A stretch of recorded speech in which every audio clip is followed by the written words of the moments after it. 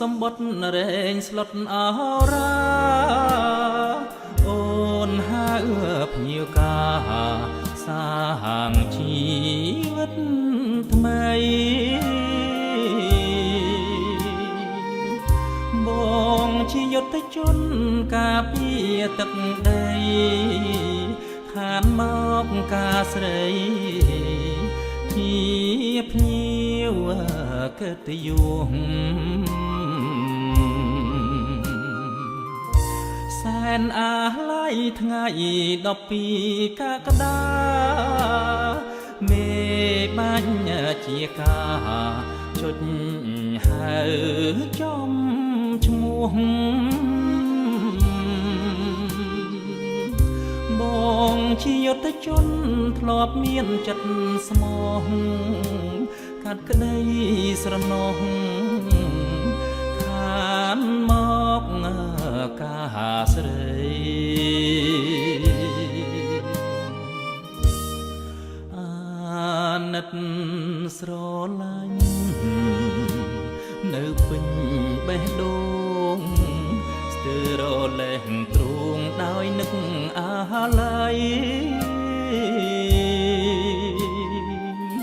ធ្លាប់ហៅធ្លាប់សួរជាគ្នា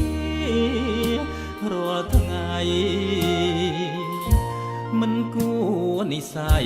ខានបាច់ផ្កាស្លា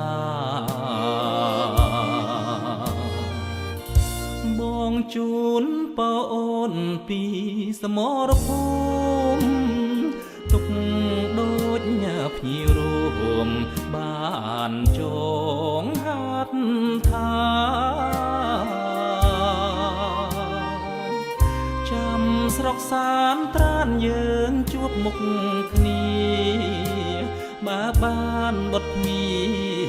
នចែកបងពភ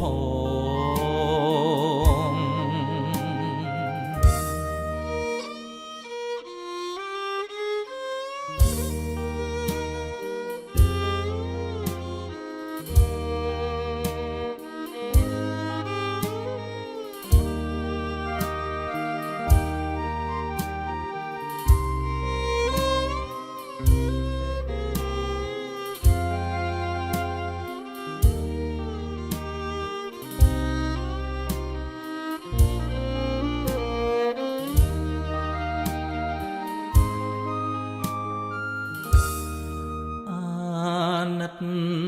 ស្រឡាញ់នៅពេញបេះដូងស្ទើររលែងទ្រូងដោយនឹកអាឡ័យ